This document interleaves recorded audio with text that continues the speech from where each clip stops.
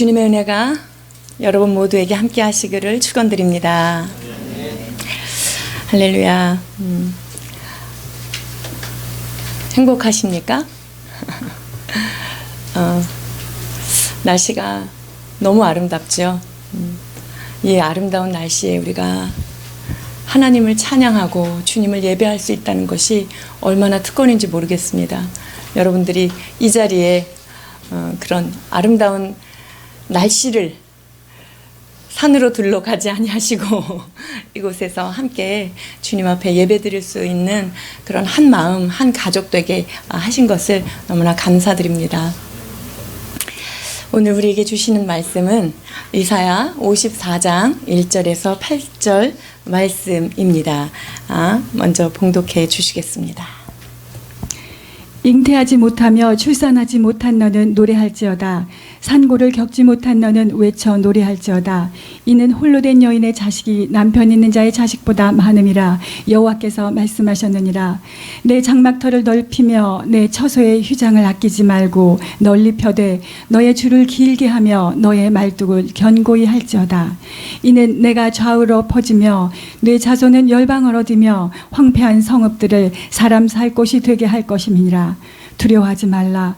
내가 수치를 당하지 아니하리라. 놀라지 말라. 내가 부끄러움을 보지 아니하리라. 내가 너 젊었을 때의 수치를 잊겠고 과부 때의 치욕을 다시 기억함이 없으리니 이는 너를 지으신 이가 내 남편이시라. 그의 이름은 만군의 여호와이시며 내 구속자는 이스라엘의 거룩한 이시라. 그는 온 땅의 하나님이라 일컬음을 받으실 것이라. 여호와께서 너를 부르시되 마치 버림을 받아 마음에 근심하는 아내 곧 어릴 때 아내가 되었다가 버림을 받은 자에게 함과 같이 하실 것임이라. 내 하나님께서 말씀하셨느니라. 내가 잠시 너를 버렸으나 큰 긍휼로 너를 모을 것이요 내가 넘치는 진노로 내 얼굴을 내게서 잠시 가렸으나 영원한 자비로 너를 긍휼히 여기리라. 내 구속자 여호와께서 말씀하셨느니라. 아멘. 여러분, 우리가 살다 보면 부끄럽고 창피한 일을 당하는 때가 있습니다. 그래서 그런 상황 가운데 우리의 자존심이 낮아질 대로 낮아지고 삶의 소망을 잊어버릴 때가 있습니다. 그 삶에 하나님께서 허락하신 진정한 비전을 보지 못하도록 나에게 부끄러움과 수치스러운 그런 마음이 느껴질 때가 있다는 것입니다.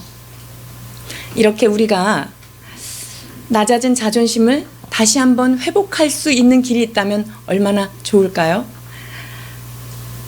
우리의 실추된 그런 체면들을 다시 새롭게 할 수 있는 방법이 있다면 얼마나 그것이 감사하겠습니까?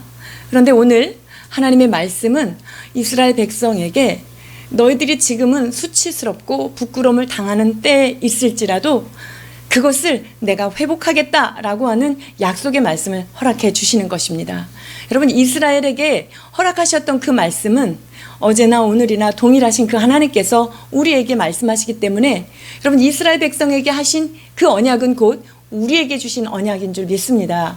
그래서 이스라엘 백성들에게 하나님께서 너희가 이런 상황 가운데 어떻게 해야 되는지 그 명령을 여러분이 잘 듣고 우리도 그것을 나의 말씀으로 취하여 여러분들의 자존감이 회복되고 여러분들의 체면이 세워지는 그런 은혜가 있기를 주님의 이름으로 축원드립니다.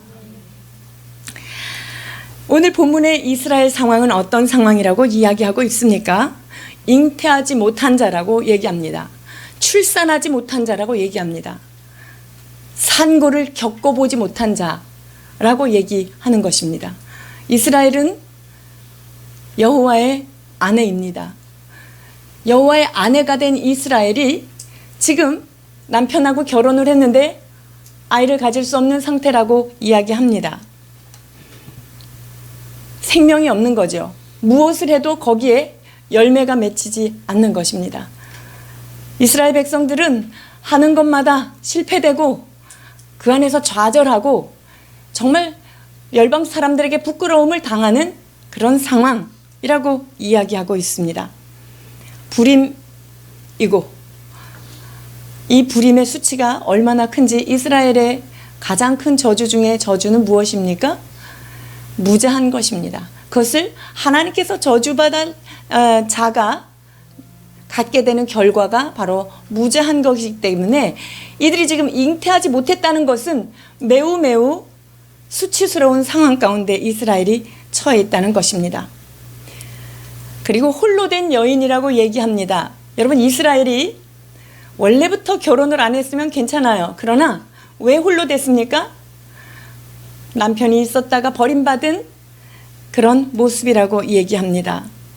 이렇게 버림받은 그 남편 대신 하나님 앞에 버림받은 이스라엘에 대하여 이사야 1장에서는 이렇게 말씀하십니다. 너희의 땅은 황폐하였고 너희의 성읍들은 불에 탔고 너희의 토지는 너희 목전에서 이방인에게 삼켜졌으며 이방인에게 파괴됨과 같이 황폐하였고다.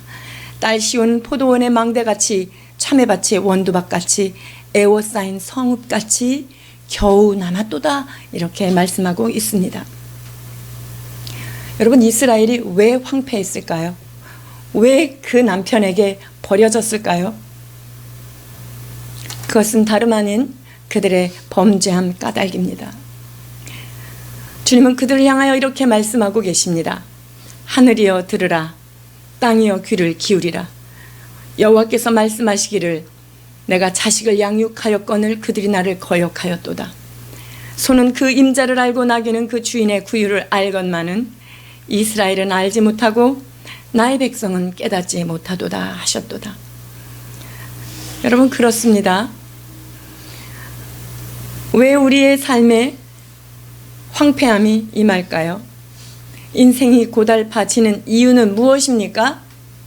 그것은 다름 아닌 아버지 되신 하나님을 떠난 것이며 남편 되신 그 하나님을 우리가 등지고 그분의 명령을 거역하기 때문에 오는 아픔들인 것입니다.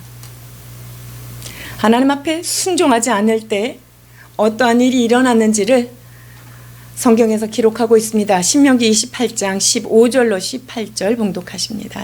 내가 만일 내 하나님 여호와의 말씀을 순종하지 아니하여 내가 오늘 내게 명령하는 그의 모든 명령과 규례를 지켜 행하지 아니하면 이 모든 저주가 내게 임하며 내게 이를 것이니 네가 성읍에서도 저주를 받으며 들에서도 저주를 받을 것이요 또 내 광주리와 떡반죽 그릇이 저주를 받을 것이요 내 몸의 소생과 내 토지의 소산과 내 소와 양의 새끼가 저주를 받을 것이며. 여러분, 축복의 장 하면 성경에서 어디를 꼽습니까? 신명기 28장, 신명기 8장 이런 말씀들을 여러분 꼽습니다. 여러분, 신명기 28장에 너희가 하나님의 말씀을 순종하면 하는 구절과 더불어서 너희가 하나님의 말씀을 순종하지 아니하면 이라고 하는 구절이 정확하게 함께 기록됐다는 사실을 기억해야 합니다. 여러분, 이게 듣기 싫어도 들어야만 생명이 되는 말씀입니다. 전반절에 하나님께서 순종하는 자에게 주신 축복이 진리의 말씀이라면 이 후반절에 주님의 말씀을 순종하지 않을 때 우리의 삶에 다가오는 결과에 대해서도 우리는 기억하고 하나님의 진리의 말씀으로 받아야 하는 것입니다. 그렇지 아니하면 어떤 결과가 일어날 것인가 라고 하는 이 말씀을 우리는 주의해서 들어야 할 것입니다. 성읍에서도 저주를 받고 들에서도 저주받고 광주리와 떡반죽에 이르기까지 저주를 받겠다. 이거는 너무나 아픈 결과입니다. 우리 몸에서 나는 소생, 그리고 토지에서 나는 소산, 내가 키우는 그 소와 양, 우양의 새끼까지 그들이 잉태하지 못하고 열매가 없는 그런 삶이 된다는 것입니다. 이와 같이 하나님의 말씀에 불순종함으로 이스라엘은 어떻게 됩니까? 우리가 잘 알다시피 바벨론에 의하여서 포로로 끌려가게 됩니다. 포로로 끌려간 이스라엘의 상태를 이렇게 말씀하십니다. 7절, 8절입니다. 내가 잠시 너를 버렸으나 큰 긍휼로 너를 모을 것이요 내가 넘치는 진노로 내 얼굴을 내게서 잠시 가렸으나 영원한 자비로 너를 긍휼히 여기리라. 내 구속자 여호와께서 말씀하셨느니라. 아멘. 주님께서 이스라엘 백성들을 포로로 끌려가며 내가 잠시 너를 버렸다 이렇게 말씀하고 계십니다. 바벨론 포로가 몇 년입니까? 70년이죠. 여러분 70년이 길어요, 짧아요? 길어요, 길지요. 그러면 한번 따져봅시다. 이스라엘이 애굽의 노예로 있을 때는 주님이 말씀하시지 않았어요. 왜냐하면 노예로 되어 있으니까 불쌍한 거예요. 그런데 어린 양을 잡아서 하나님의 자녀로 삼고 출애굽을 한 순간부터 여러분 광야 40년 어땠습니까? 사사시대는 어떻습니까? 외부에 적이 들어오면 오 주님 살려주세요 하면 하나님께서 그때 사사를 보내주셔서 겨우 구원해 줍니다. 그래서 사사를 구원해 주면 그 사사가 통치할 동안은 이스라엘이 범죄치 아니하였도다 라고 하고 있다가 어떻게 됩니까? 이내 다시금 죄를 범하는 모습을 계속적으로 순환하는 모습을 봅니다. 여러분 이게 350년 이상입니다. 거기서 끝납니까? 사사시대가 지나고 왕이 통치하게 됩니다. 사울, 솔로몬, 다윗 지나서 이 전체 포로로 끌려가기까지 망하기까지 이스라엘 왕정 500년 동안 어땠습니까? 여러분들이 머리가 아프도록 지금 묵상하셨던 열왕기에 그들 어떻습니까? 자, 더하기 잘하고 계시죠? 광야 40년, 사사기 360년, 350, 360 이렇게 잡아요. 왕정 500년, 합치면 1000년입니다. 이스라엘의 역사의 1000년 가운데서 하나님께서 지금 이스라엘에게 너희가 나를 배반하여 나를 거역하였을 때 주님이 주신 포로의 기간은 70년이에요. 길다고 입을 삐죽거리면서 얘기했던 한 청년을 제가 지금 바라보고 있습니다. 길어요, 짧아요? 짧아요. 그렇습니다. 하나님께서 잠시 너를 버렸지만 큰 긍휼로 우리를 모으리라고 말씀하고 계십니다. 그리하여서 하나님께서 잠시 진노로 내 얼굴을 가리웠지만 영원한 자비로 긍휼을 여기시겠다고 말씀하십니다.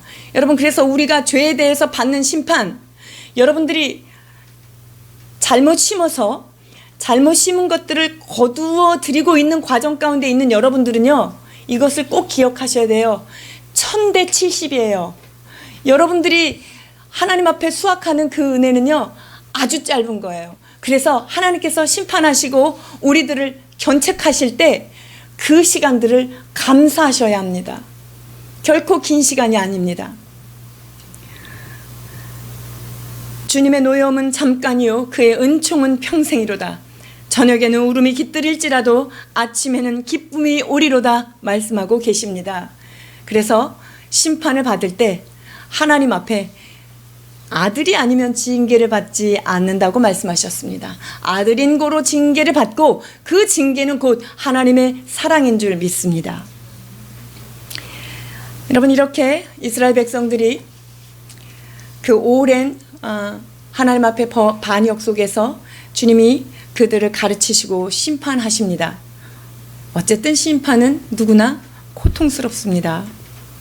이 고통스럽고 고난스러운 가운데 주님이 이렇게 명령하고 계시죠. 1절입니다. 잉태하지 못하며 출산하지 못한 너는 노래할지어다. 산고를 겪지 못한 너는 외쳐 노래할지어다. 이는 혼례된 여인의 자식이 남편 있는 자의 자식보다 많음이라 여호와께서 말씀하셨느니라. 아멘. 여러분 이스라엘 백성들이 잉태하지 못한 상황입니다. 출산을 못한다는 얘기죠.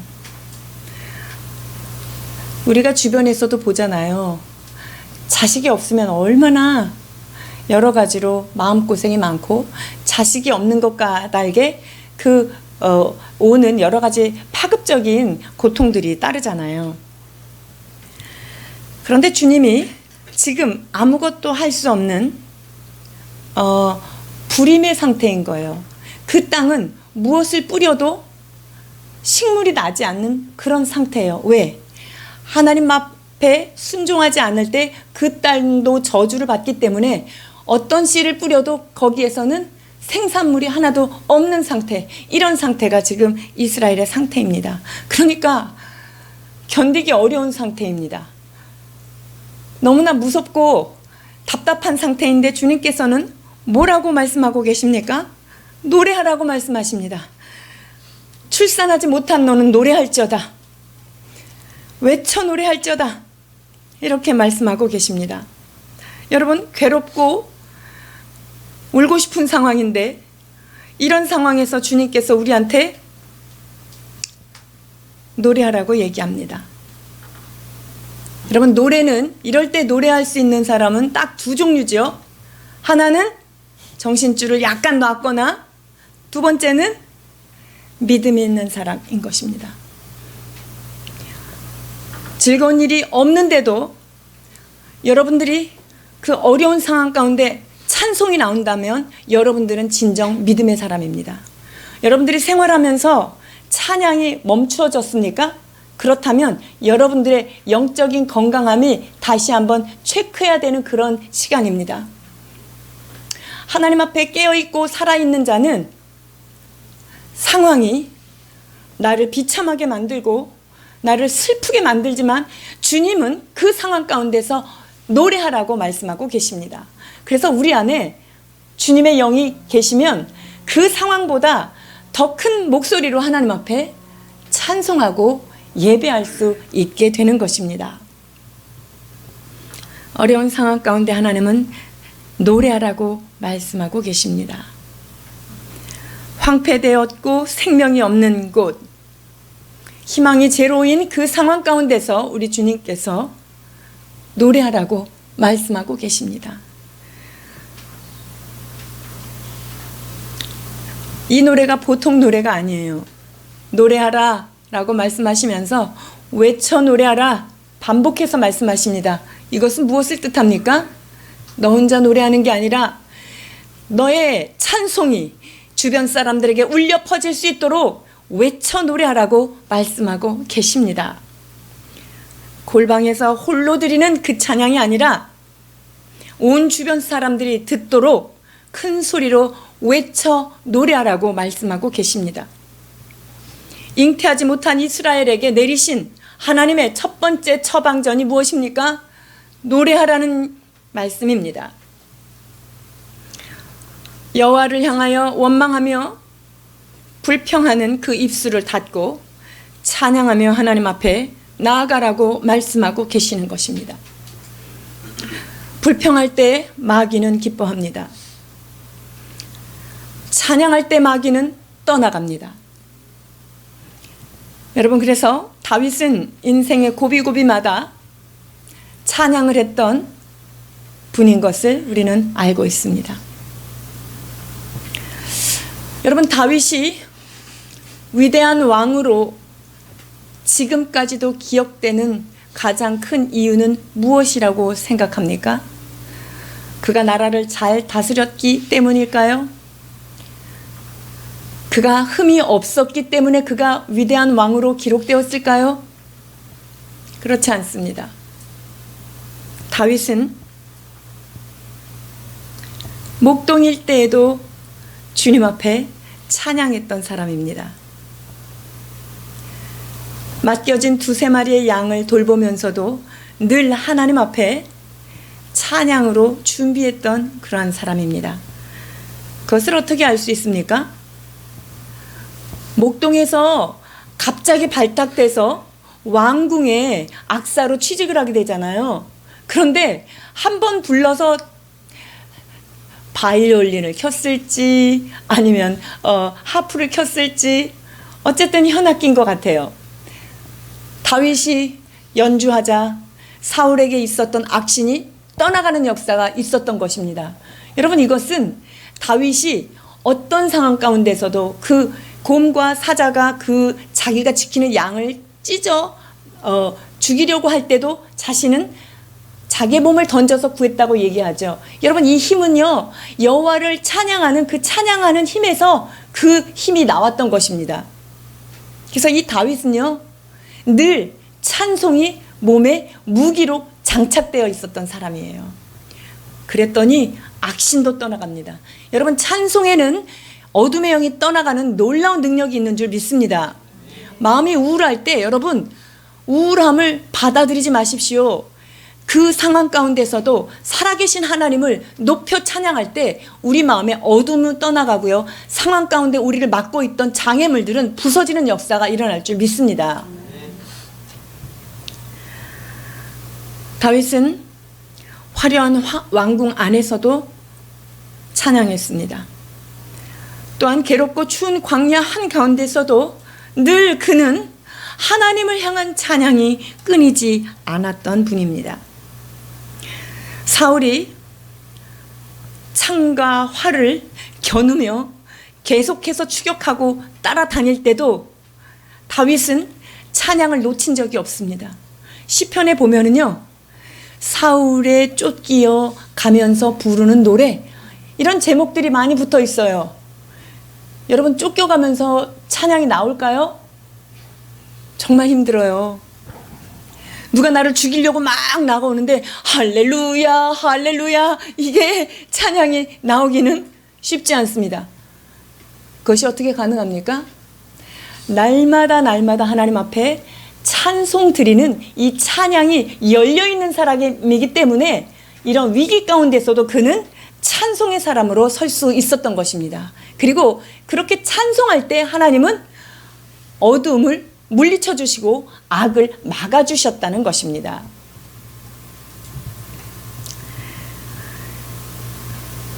사울의 추격을 받으면서도 찬송했던 다윗이 약간 맛이 가서 이렇게 찬양을 하는 것은 아닐 것입니다. 다윗의 찬양은 기분이 좋아서 흘러나오는 그런 찬양은 아니라는 것입니다. 인생의 고난, 여러 가지 총체적인 고난을 빠짐없이 골고루 당한 자가 바로 다윗입니다. 자식이면 자식 문제, 아내면 아내 문제, 부하면 부하 문제, 부모의 문제, 주님께서 나를 부모에게서 버림받으셨지만 하나님은 나를 버리지 아니하셨도다, 이 말씀이 있죠. 다윗은 부모님들에게서도 저쪽 말제 아들로서 눈에 사랑받지 못했던 그런 사람이었습니다. 그러나 여러 가지 고통을 다 알고 그런 고난의 현장 가운데서도 다윗은 그 찬송을 놓치지 않았습니다. 하나님 앞에 노래하고 하나님 앞에 외쳐 찬양하는 일을 멈추지 않은 위인임을 볼 수가 있습니다. 그래서 시편 150편 중에 3분의 2 이상이 바로 다윗이 지은 시로 구성되어 있는 것이지요. 시편 108편에 하나님이여 내 마음을 정하였사오니 내가 노래하며 나의 마음을 다하여 찬양하리로다.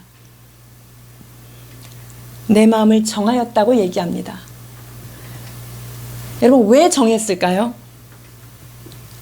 하나님이여 내 마음이 확정되었사오니 내가 노래하고 찬송하리라. 이것은 찬송할 수 없는 상황 가운데서 찬송하기로 선택했다는 것입니다. 여러분, 찬양은 결단해야지 나오는 것입니다. 결단해야 진정한 깊이 있는 찬양이 나오기도 합니다. 여러분, 노래와 찬양의 차이가 무엇입니까? 노래는 기분이 좋을 때 흥얼흥얼 흘러나와요. 맛있는 거를 먹을 때 몸이 들썩들썩하면서 흥얼거려지는 경우들이 있지요. 노래는 기분이 좋을 때, 필을 확 받았을 때, 그때 부르게 됩니다. 그런데 주님께서 말하는 찬양하라, 노래하라, 이것은 너네들이 기분 좋고 감정이 필 받아서 부르는 그런 노래가 아니다라고 말씀하고 계십니다. 여러분, 찬송할 수 없을 때 찬송하는 게 진짜 찬송인 줄 믿습니다.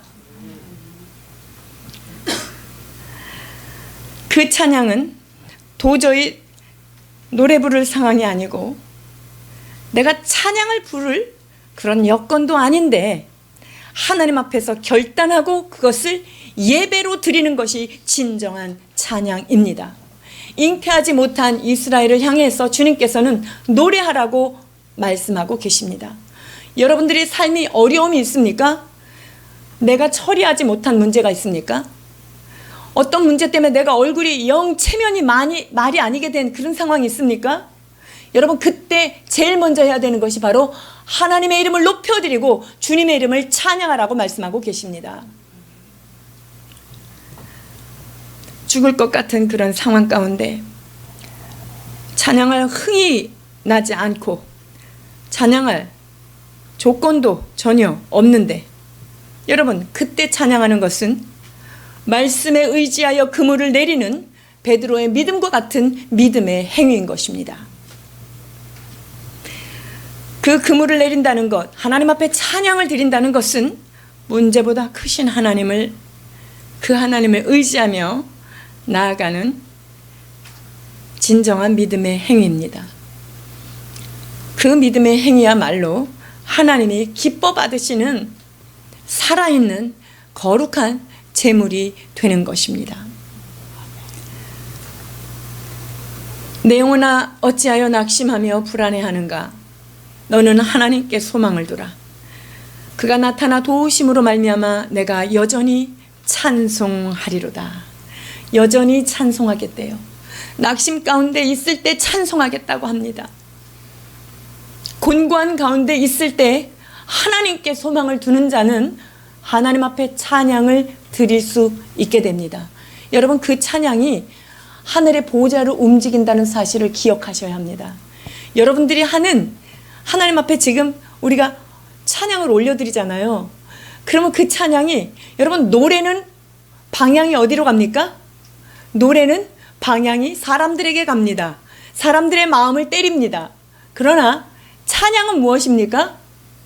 하나님의 보좌를 움직이는 능력 있는 기도라는 것입니다. 그래서 찬양을 곡조 있는 기도다라고 말하는 것입니다. 나의 상황이 황폐하고 쓸쓸할 때 하나님을 향하여 찬송하십시오.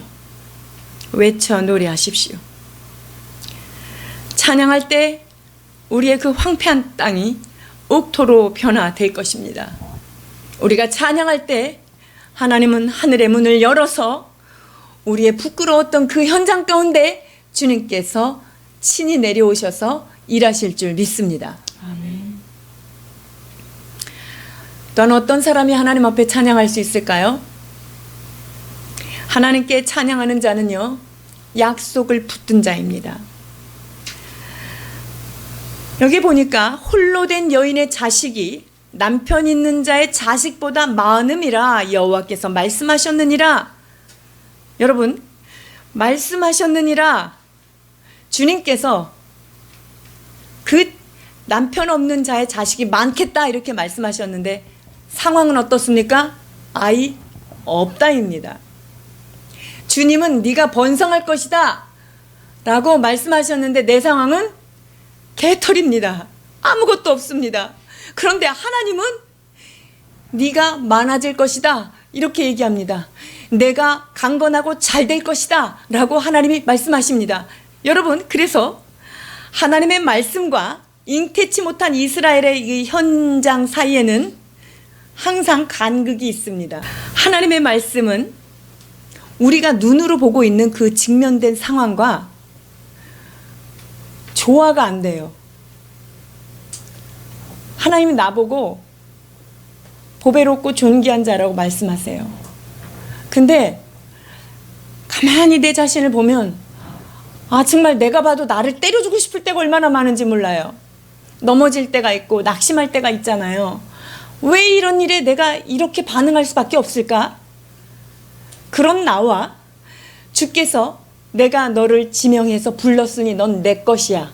그리고 너는 내 눈에 보배롭다 이렇게 말씀하고 계십니다. 이사야 43장에 보면 너무나 보배로워서 네가 물 가운데 가도 물이 너를 침몰치 못할 것이고 네가 불 속으로 들어가도 그 불꽃이 너를 사르지 못하도록 할 것이다 라고 말씀하십니다. 왜? 하나님이 우리를 존귀하다고 말씀하셨기 때문에 그렇습니다. 그렇다면 여러분들은 어떤 자아를 붙잡겠습니까? 내가 판단하는 나를 붙잡겠습니까? 아니면 하나님께서 여러분들을 아름답고 보배롭고 내 자녀다라고 말씀하시는 그 말씀을 붙들 것인가 하는 것입니다. 찬송할 수 있는 사람은 이렇게 하나님의 말씀을 붙들어야만 찬양을 할 수 있다는 거예요. 지금 포로로 끌려가가지고 남의 땅에 아무것도 없는 무자한 그런 버림받은 이스라엘인데 지금 자녀가 많겠다고 얘기합니다. 이것은 하나님의 언약의 말씀이고 지금은 이루어지지 않았지만 하나님께서 그 언약을 반드시 이루실 것이라고 믿는 것입니다. 여러분, 그 하나님께서 하신 말씀을 하나님은 사람이 아니시니 시건치 아니하시고 인생이 아니시니 후회함이 없으신 그 하나님이 말씀하셨다 라고 한다면 그 말씀은 반드시 이루어집니다. 그럼 여기서 뭐가 필요한 거죠? 반드시 이루실 그 하나님의 말씀을 우리의 믿음으로 연합하는 그 믿음이 우리에게 필요한 것입니다. 그 말씀이 너희에게 능력이 있지 않은 것은 너희가 믿음으로 좋아하지 않았기 때문이다 라고 말씀하시죠. 남편이 있는 자의 자식보다 많아질 뿐만 아니라 너의 후손들이 좌우로 뻗어나가겠다 라고 말씀하고 계십니다. 여러분, 우리들이 직면한 그 상황과 하나님의 약속의 말씀 사이에는 언제나 갭이 존재한다는 것을 여러분 기억해야 됩니다. 자, 그렇다면 그 갭을 하나님의 말씀과 내가 눈에 보는 현실, 이 사이를 무엇으로 채워야 되겠습니까? 하나님을 믿는 믿음으로 여러분들이 붙들어야 하는 것입니다. 그래서 약속의 말씀이 있고 나의 비참한 현상이 있다. 여러분이 여기서 할 일은 무엇입니까? 비참한 현상을 내가 고치는 것입니까? 아닙니다. 그 말씀하신 하나님, 그 말씀하신 하나님을 믿어드리는 그 일을 그 간극 안에서 여러분들이 해야 되는 것입니다. 그렇기 때문에 하나님께서 이스라엘 백성들이 수많은 자녀들이 되고 다시 회복되는 일에 있어서 하나님만 일하시는 것은 아닙니다. 주도적으로 하나님이 일하시지만 그 일하실 것을 믿어드리는 여러분들의 믿음이 합쳐져야 그것이 기적이 일어나고 영광이 일어나게 된다는 것입니다. 여러분들 믿음의 사람이 되셔서 하나님이 약속하신 모든 것들을 받아 누리는 여러분 되시기를 축원합니다. 아멘. 우리 눈으로 보기에는 아무것도 없습니다. 그러나 하나님의 말씀은 있다라고 말씀하십니다. 있다 정도가 아니라 많을 것이다 라고 말씀하고 계십니다. 이렇게 내가 느끼는 현실과 주님께서 말씀하신 그 약속 차이에는 항상 이 온도차가 존재합니다. 여러분, 사라의 이름이 뜻이 무엇이죠? 열국의 어머니란 뜻이에요. 열국의 어머니. 수많은 민족들이 너의 태에서 나올 것이다 라고 하는 뜻을 가진 이름이 사라입니다. 근데 사라는요 90살까지 애가 한 명도 없게 살았습니다. 그러니까 사람들이 사례까지는 어떻게 봐줄 수가 있어요. 뭐 공주니까. 근데 하나님께서 이제 너는 아브람 이름 바꿔주면서 사라도 세트로 이름 바꿔줘요. 그래서 부부가 연합해서 하나님의 자녀를 생산해야 되니까 이 사라가 아이가 없는 여인이 사라로 살면서도 아이가 없었던 십수년을 견뎌냈던 것입니다. 여러분, 지금은 힘들어도 하나님은 그 사라에게 이삭을 허락하신 것을 우리는 보았습니다. 여러분들의 나의 현실이 내 이름이 아니라 나에게 주어진 미래의 믿음의 나가 나의 참 이름인 줄 믿습니다. 그래서 여러분들을 믿음의 사람으로 대접하시면서 하나님께 찬양하셔야 됩니다. 그래서 어렵다고 힘들다고 거기에서 낙심하거나 그 상황을 불평해서는 안 됩니다. 여러분이 그 상황을 불평하는 것이 팩트를 얘기하는 것 같지만 여러분 그것은 팩트를 얘기하는 게 아니에요. 부정적인 상황을 얘기하는 것 자체가 하나님의 역사를 막는 일이라는 것을 알아야 합니다. 진정한 믿음은 깜깜하고 암담한 현실 속에서 하나님의 말씀을 믿고 일어서는 믿음인 것입니다. 그리하여서 말씀만이 우리에게 생명이 된다는 것을 믿고 그 말씀 붙들고 일어나야 하는 것입니다. 태중의 아이는커녕 그 몸의 경수가 끝난 것을 알면서도 절망하지 아니하였다라고 성경은 사라의 믿음에 대해서 기록하고 있습니다. 그렇게 실망하지 않았을 때 하나님은 하늘의 별과 같이 땅의 모래같이 내 자손이 번성하겠다라고 말씀하신 것을 주님은 친히 이루셨습니다. 그래서 우리는 아브라함의 후손이 된 것이지요. 사라와 아브라함이 그 믿음을 지켰으므로 말미암아 우리는 아브라함의 믿음의 후손이 된 것입니다. 믿음의 조상 아브라함 이후에 나오는 모든 씨들이 바로 우리 교회 시대이고 그것이 바로 우리입니다. 여러분, 믿음은 바라는 것의 실상이라고 했지 믿음은 보는 것이 실상이 아니에요.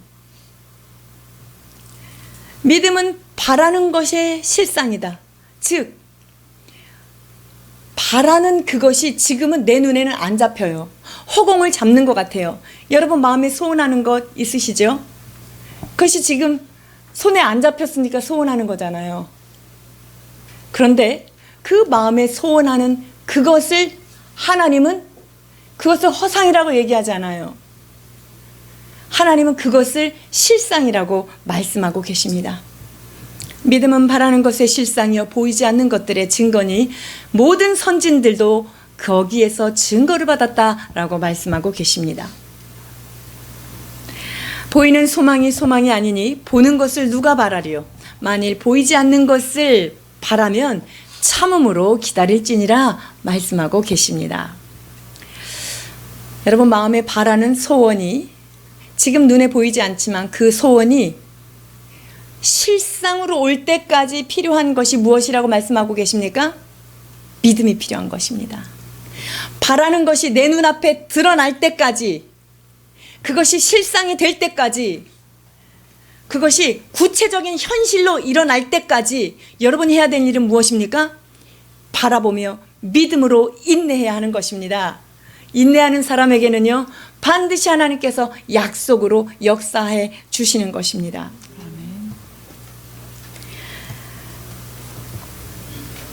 4절 5절 봉독해 주시겠습니다. 두려워하지 말라. 내가 수치를 당하지 아니하리라. 놀라지 말라. 내가 부끄러움을 보지 아니하리라. 내가 내 젊었을 때의 수치를 잊겠고 과부 때의 치욕을 다시 기억함이 없으리니 이는 너를 지으신 이가 내 남편이시라. 그의 이름은 만군의 여호와시며 내 구속자는 이스라엘의 거룩한 이시라. 그는 온 땅의 하나님이라 일컬음을 받으실 것이라. 아멘. 젊었을 때의 수치는 그들이 애굽에서 종살이 하던 때의 부끄러움입니다. 자신의 과거가 어느 집 노예살이 했다는 것 누구에게나 수치스러운 과거입니다. 젊었을 때의 수치를 잊겠다고 말씀하십니다. 과부 때의 치욕을 기억함이 없겠다고 말씀하십니다. 과부 때의 추억은 바벨론 포로 때의 치욕을 말하고 계십니다. 이것이 기억되지 못하게 할 것이다 라고 말씀하시는 것은 시간이 지나서 잊어버렸다는 게 아니에요. 어떤 사건이 시간이 지나서 희석돼서 망각되어지는 것이 아니라는 것입니다. 여기에서 그 수치를 잊어버리겠다는 것은 하나님께서 그 수치를 부끄러움을 가리고도 넘쳐서 그가 하나님 앞에 영광스러운 존재가 되는 은혜를 받겠다라고 하는 하나님의 약속인 것입니다. 두렵지 않고 수치를 당하지 않는 이유는 무엇입니까? 두려워하지 말라고 말씀하셨어요. 왜? 그 수치를 잊어버리게 해주겠다는 거예요.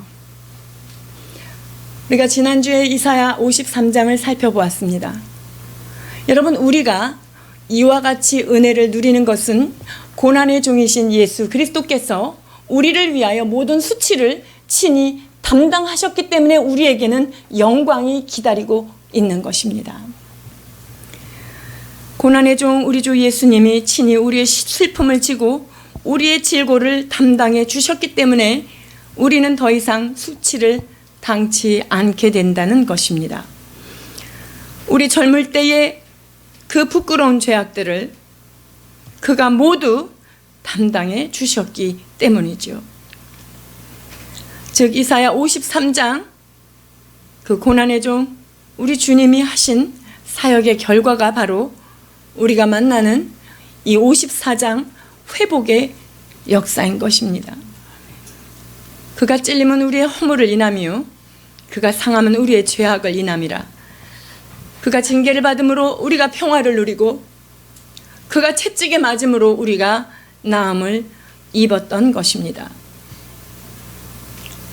그 부끄러운 때를 잊어버리게 하시는 그 하나님을 찬양합니다. 아픔의 시간을 싸매시고 치유하신 그 은혜가 있었기 때문에 우리에게는 그 어떤 저주도 이제 미치지 못하는 것입니다. 우리의 아픔과 고통을 덮고도 남는 넘치는 은혜 까닭에 더 이상 아픔이 아픔으로 기억되게 하지 않겠다는 하나님의 선언이십니다. 아픔이 위로의 주님을 만난 은혜의 기억으로 바꾸어 주시겠다는 아버지의 은혜입니다. 슬픈 자에게 화관을 주며 죄를 대신하고 근심하는 자에게 찬송을 입혀주시는 하나님의 은혜를 받은 우리들이기 때문에 우리는 하나님 앞에 찬송을 올릴 수 있게 되는 것입니다. 하나님께 이와 같은 은혜를 받은 자에게 주님께서 이와 같은 말씀을 하십니다. 2절, 3절 봉독해 주시겠습니다. 내 장막터를 넓히며 내 처소의 휘장을 아끼지 말고 넓혀되 너의 줄을 길게 하며 너의 말뚝을 견고히 할지어다. 이는 내가 좌우로 퍼지며 내 자손은 열방을 얻으며 황폐한 성읍들을 사람 살 곳이 되게 할 것임이라. 아멘. 장막터를 넓히라고 말씀하십니다. 여러분, 이스라엘은 지금 어떤 상황이라고 얘기했습니까? 남편에게 버림받아 잠시 홀로 된 상태입니다. 즉 포로로 끌려가는 상태입니다. 그러면 그 사람은 지금 땅이 한 평도 없습니다. 땅이 한 평도 없는 사람에게 장막터를 넓히라고 말씀하고 계십니다. 땅을 넓게 차지하라고 말하는 거예요.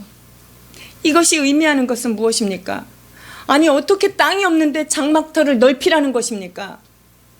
그리고 넓혀져 있는 땅을 포장하기 위해서 그 휘장을 아끼지 말고 펴라는데 휘장을 펼 자리조차 없는데 어떻게 휘장을 피라고 말씀하시는 것입니까? 여러분, 이것을 바로 믿음으로 말씀을 받는다고 하는 것입니다. 하나도 내 현재는 주어지고 잡히는 게 없는데 그곳에서 하나님은 너희의 믿음의 눈을 들어서 너희의 믿음의 틀을 넓게 열으라고 말씀하고 계시는 것입니다. 창세기 13장 롯과 아브라함의 땅을 나누어서 갖는 그런 상황의 이야기인데요. 13장 14절에서 15절 봉독하십니다. 롯이 아브라함을 떠난 후에 여호와께서 아브라함에게 이르시기에 너는 눈을 들어 너 있는 곳에서 북쪽과 남쪽 그리고 동쪽과 서쪽을 바라보라. 보이는 땅을 내가 너와 내 자손에게 주리니 영원히 이르리라. 아멘. 여러분, 믿음의 조상 아브라함은 갈대아에서 나올 때도 갈 바를 알지 못하나 믿음으로 떠나온 사람입니다. 그리고 롯과 함께 동거하고 있다가 그들의 우양이 많아지고 인구가 많아지니까 같은 장소에 있을 수 없어서 지금 헤어져야 되는 그런 상황 가운데 지금 하나님께서 아브라함에게 말씀하고 계시는 것입니다. 아브라함에게 뭘 얘기합니까? 동서사방을 쭉 살펴보라는 거예요. 북쪽, 남쪽, 동쪽, 서쪽 눈을 들어서 바라보라. 너한테 보여지는 그 모든 땅을 주겠다라고 말씀하고 계십니다. 롯에게 자기 소유지를 쿨하게 양보하고 나서 다시 시작을 하는데 주님께서 그 다시 시작하는 아브라함한테 뭘 얘기합니까? 이 롯은 이미 소돔과 고모라 땅을 선택했어요. 그리고 하나님께서 아브라함에게 동서사방으로 두루 살펴보라고 말씀하십니다. 지금 여기서 시력 테스트하는 거 아닌 거 아시죠? 하나님이 아브라함한테 쫙 보라고 얘기했던 그 눈을 들어 보라고 하는 것은 바로 믿음의 눈을 들어서 바라보라고 말씀하는 것입니다. 믿음의 주요 온전케 하시는 예수 그리스도를 바라보는 그 믿음의 눈으로 그 하나님께서 허락하시는 땅을 바라보라는 거예요. 여러분들의 실력을 생각하지 말라는 거예요. 지금 먼저 믿음의 장막터를 넓히라는 것은 현실에는 땅이 한 평도 없어요. 나는 지하방에 살고 있는데 빌딩을 꿈꾸는 사람들이 허황된 것 같으나 하나님은 말씀 안에서 먼저 내 장막터를 넓히라고 말씀하고 계시는 것입니다. 여러분, 기적은요, 보이지 않는 것을 믿은 사람들에게만 나타나는 놀라운 은총인 것입니다. 보이는 것을 바라는 것은 그건 믿음이 아니래잖아요. 안 되는 것을 주님 믿음 안에서 지금 아브라함에게 동서남북을 살펴보라고 하는 그 명령을 허락해 주십니다. 지금 이스라엘 백성 쫄딱망해서 아무것도 없는 상태에 장막터를 넓히라고 말씀하고 계십니다. 사랑하는 여러분, 믿음에는 한계가 없습니다. 왜냐하면 믿음의 창시자이신 예수 그리스도께는 한계가 없기 때문입니다. 믿음의 주에 온전케 하신 예수 그리스도, 이것은 킹 제임스 성경에 보면 믿음의 주님, 이것은 뭐냐면 믿음의 창시자인 주님이라고 말씀하시는 거예요. 즉 믿음을 시작하신 그 예수님, 그분을 믿을 때 우리는 unlimitation이라는 거예요. 또한 믿음의 창시자일 뿐만 아니라 믿음의 완성자이신 예수 그리스도라는 것입니다. 믿음의 주요 온전케 하시는 주, 믿음의 창시자이며 믿음을 완전케 완성하시는 이 예수 그리스도를 바라보는 눈으로 여러분의 상황을 바라볼 때 여러분의 장막터가 넓혀지는 줄 믿습니다. 아멘. 하나님에게는 어떠한 한계도 지워지지 않습니다. 그가 믿은 바 하나님은 죽은 자를 살리시며 없는 것을 있는 것 같이 부르시는 하나님이다 라고 로마서에서 말씀하고 계십니다. 그분의 능력은 없는 것을 부르실 때에 있는 것이 됩니다. 없는데 그분이 빛이 있으라 하시면 빛이 있어지는 것입니다. 하나님이 장막터를 넓히라 라고 말씀하시면 그 믿음을 가진 자의 심령 가운데서 먼저 이 말씀의 장막터가 넓혀지기 시작된다는 것입니다. 없는 것을 명하시면 있어지는 것이 그분의 능력이십니다. 하나님은 죽은 자를 살리시고 무에서 유를 창조하시는 그러한 하나님이십니다. 여러분, 그런 하나님을 제한하는 것은 바로 우리들의 좁은 마음, 좁은 소견인 것을 인정하셔야 합니다. 우리 주님이 장막터를 넓히라고 말씀하시고 처소의 휘장을 아끼지 말라라고 말씀하고 계십니다. 그것은 너는 입을 넓게 열라 내가 채우리라 말씀하시는 하나님의 명령인 것입니다. 줄을 길게 하라고 말씀하십니다. 하나님의 약속을 받았으면 장막터가 크면 하나님과의 교제의 끈도 길어져야 됩니다. 여러분 기적을 보기를 원하십니까? 장막터를 넓힐 뿐만 아니라 하나님과의 교제의 줄도 넓혀 가시기를 축원합니다. 또한 말뚝을 견고히 하는 것, 이것은 우리의 신앙이 흔들리지 않도록 말씀의 앵커에 딱 묶어서 우리의 마음이 날아가려고 그러면 하나님이 이루시고 하나님이 영광 받으신다고 했지 하고 다시 말씀을 붙잡고 견고한 말뚝으로 계속 우리를 깊이 박아가는 일을 해야 하는 것이 우리들이 할 일입니다. 사랑하는 여러분, 장막터가 넓혀지는 것은 어디서부터 시작됩니까? 마음으로부터 시작된다는 것입니다. 여러분, 모든 역사는 현실에서 시작되는 것이 아닙니다. 우리 마음에서 시작된 우리의 믿음이 이 현실을 좌우한다는 것을 기억해야 하는 것입니다. 그래서 이 믿음은 언제까지나 신비입니다. 이 믿음을 도전해 본 자만이 하나님의 살아계심을 목도할 수 있습니다. 나는 아무것도 없는데 하나님이 너를 인하여 영광을 받겠다라고 말씀하셨다면 여러분 그 약속의 말씀을 붙잡으십시오. 그러면 초라한 나를 통하여서 능력 있으신 그분이 내 안에서 역사하심으로 말미암아 우리의 삶의 터전을 넓혀 주실 것입니다. 여러분, 믿음의 사람들에게는 그 황폐한 땅도, 사람이 떠나 아무것도 없는 그 땅도 은혜의 땅, 믿음의 땅이 될 수 있는 것입니다. 여러분, 그것이 우리 크리스찬들에게 남겨진 도전의 장인 것입니다. 위대하신 하나님을 믿는 우리에게는 홀로 된 여인의 자식이 남편 있는 자의 자식보다 많아지는 역사를 보게 될 것입니다. 현실에 보면 우울할 수 있으나 믿음으로 주님 말씀 붙들면 우리는 힘이 납니다. 어렵고 힘들 때 불평하지 말고 하나님을 찬송합시다. 미리 하나님 앞에 감사 찬송을 해버립시다. 여러분, 떡 줄 사람 생각도 안 하는데 김치국부터 마신다 이렇게 얘기하죠. 하나님 앞에 김치국을 마시면 주님은 떡을 주시는 분이십니다. 이것이 바로 믿음의 창시자이신 주님이 우리에게 부탁하신 거예요. 그러니까 이 믿음은요, 소자본으로 가장 크게 성공할 수 있는 가장 좋은 투자입니다. 주의 말씀은 여러분의 손에 널려 있습니다. 여러분, 이 말씀을 붙들고 하나님, 나에게도 장막터를 넓히고 무자한 자의 그 자녀가 이 땅 가운데 풍성해지고 하나님이 그 믿음의 자녀들이 넓어지는 역사를 나로 하여금 보게 하옵소서 라는 기도하며 여러분이 믿음으로 일어나기를 주님의 이름으로 축원드립니다. 아멘. 기도하시겠습니다.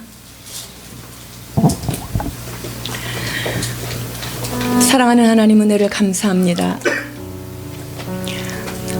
우리의 시력은 현실에 너무나 밝아 있습니다. 내가 보이는 대로 판단하고 들리는 대로 생각하는 참으로 연약하고 부족한 저희들입니다. 그러한 우리들을 향하여서 믿음의 눈을 들라 말씀해 주신 주님의 은혜를 감사드립니다. 두려워하지 말라고 말씀하시니 감사합니다. 잉태하지도 못한 우리들의 삶을 풍성하게 되리라 약속해 주시고 찬송을 명해 주신 주님 은혜를 감사합니다. 이와 같이 어떤 상황 가운데서도 황폐한 가운데서도 물러서지 아니하고 주님을 멋지게 찬양하는 믿음의 사람들이 될 수 있도록 축복하여 주시옵소서. 이러한 배짱 있는 믿음의 사람들이 되어서 하나님 나라의 장막터를 넓혀가는 우리의 가정, 우리 교회가 될 수 있도록 축복하여 주시옵소서. 감사하며 예수 그리스도 이름으로 기도하옵나이다. 아멘.